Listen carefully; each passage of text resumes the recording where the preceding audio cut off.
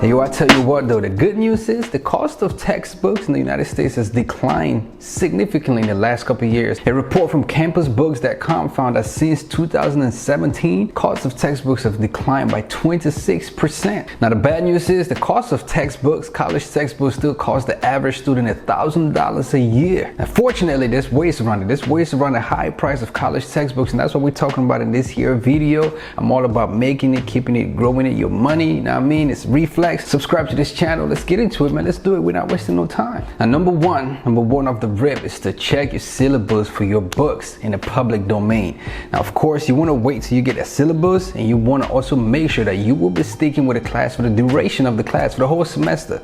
And also, it depends on the subject. You can't go to the public domain and expect to find, books on, your chemistry or physics, things like that. You might find physics, but chemistry or biology, maybe not. Chances are, if you're in humanities, for example, you have a high chance of finding that textbook in the public domain or a lot of the information in the public domain. So get a syllabus, look over it. Can you find it in the public library? If you're studying literature or English, for example, can you find a novel in a public library or some other public domain? So definitely start there first. You can also always Google the textbook name and find a PDF version that's downloadable. So start there. Now, question for you. What's the best price for a college textbook? No price at all is the answer. That's right. That's number two, is to share the book with a classmate. If your school, like most schools, require students to take a core curriculum classes or prerequisite classes, chances are you got a friend who's taking the same class. Now, if you're taking it at the same time, even if you're taking it at the same time, you can coordinate. Say, listen, I'm gonna bring it to class this day, or you bring it to class the next day. It works best if you both are taking the classes on separate times, so you share the book. So just find somebody who got the same class or who's taking the same class and share the book with your classmate. So before you go spend $250 on that biology textbook, check with somebody, see if they're using the same textbook, and then, share it with them. Or better yet, and this is something I personally did, form study groups. Go to the library, rent a room. 4 of you share 2 books, or 4 of you share 1 book. It works great. I did it and I passed. Flying colors. All right, now what did Hermione Granger famously say? When in doubt, visit the library. That's right. That's number 3. Visit the school library. Most school libraries often keep frequently asked copies of books in stock. So visit the library. And of course, you want to get there early because you might be in competition with a lot of other frugal students. So go early, visit the library, check out a book, and take note. And we're all about making it and keeping it in this channel. You might be an exceptional note taker and sell that joint. It's a side gig, note taking. Look into it. I got a video for that. So definitely hit the subscribe button and check that out. That's number 3. Visit the school library and find that book on there. All right, so here's number 4. And I know a lot of people probably disagree with this one. Let me know if you disagree in the comment section, but here it is. I'm just gonna say it. Use older versions. Use older versions. Listen, you can get through a poetry class. You can get through a American history class with older version textbooks. Probably 10 years older version textbooks. What's the worst that can happen? Page 2 in version 1 is page 5 in the new edition.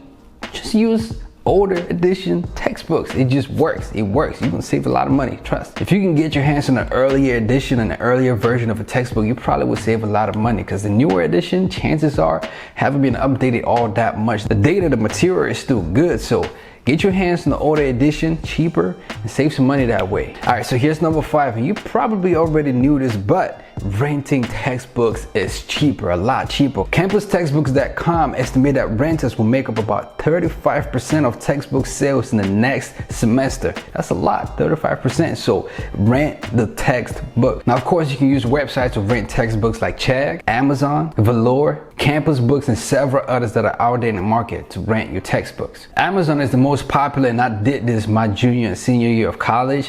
When I first got in as a freshman and sophomore, I was like, man, I'm buying this book because I want to keep it, make a pretty library. And then I was like, bro, I've spent a lot of money on these.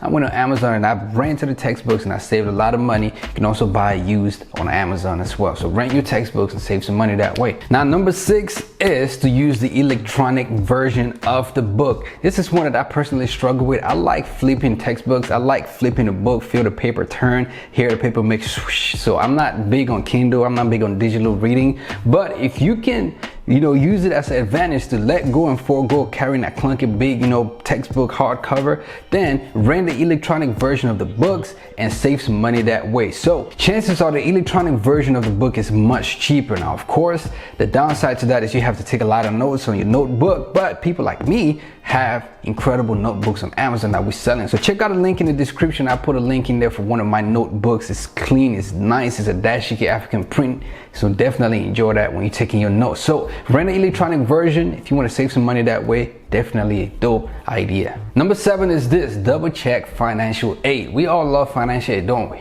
Salome, please forgive me. Forgive all my loans, Joe Biden, President, whoever is coming up after you. Forgive this joint. Let it go, man. Need them janks to go. But use your financial aid. That's number 7. Some schools make it possible to bill or charge some of that financial aid money to textbooks. So if you're having trouble purchasing some of your textbooks, it might be wise to chat with a counselor, chat with a financial aid advisor. Say, hey, listen, I got some of this extra money from financial aid, because they always give a lot. And be wise about accepting all that money, but channel some of that money to purchase the textbooks and be wise with it. Don't get that refund check and go splurge on beach week or spring break now. Channel some of that to your textbooks money, so you don't have to come out of pocket and save some money that way. So use some of that financial aid money and use it wisely. Now, number 8 is much like number 9, and it's to use some of your scholarship or grant money. But you have to be wise about it, or you might have to read the fine print. Some of the grant money or some of the scholarship money might not be granted to be used on textbooks, so you might want to ask or read the fine print. Now, you might be wondering where you can get some of this sweet free money, if there's ever such a thing as free money in America. But I've left 2 links in the description, one with 100 awesome scholarships and 2 with another 100 extra weird scholarships. So click the link in the description where you can find some scholarships if you're going to school the next semester, and figure out how you can get some free money that you can use on textbooks. Now, number 9 is to go beyond the campus bookstore. We already talked about checking in with your campus bookstore, but here is why, and here is where my previous video comes into play. In previous video on this channel, I talked about where you can sell used textbooks, websites like AbeBooks, websites like Let Go, websites like eBay, Amazon. Definitely check those websites and a lot more that I mentioned. Declutter is another one on my previous video where you can find used textbooks for the low. I'm talking as low as $2.99. So definitely go check those websites out.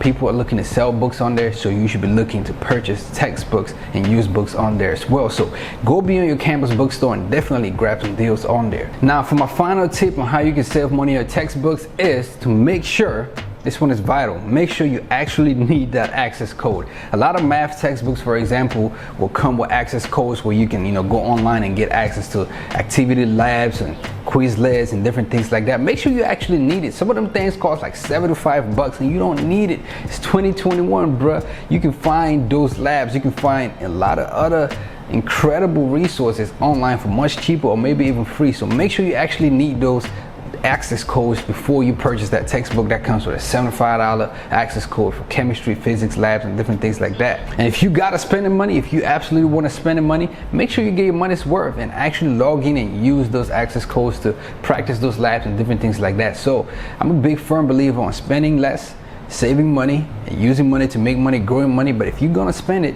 then make it worthwhile and actually use it. So like I said in my previous video, I talked about websites and I make it super simple to sell used textbook online. Definitely click the link and check that video, because now that you're done with the semester, it's about time to flip it. And here's where it comes into play, that you do not make extraordinary notes in those textbooks, wrinkle them or use them and wear them and tear them and just mess them all up. You want to keep them in pristine condition as you got them. That way you can flip them by the end of the semester. I make some money like that myself as a college student, where I flip the textbooks that I used online on AbeBooks, Declutter, different websites like that for extra change. So at the end of the semester, keep your textbooks in some good condition, neat condition.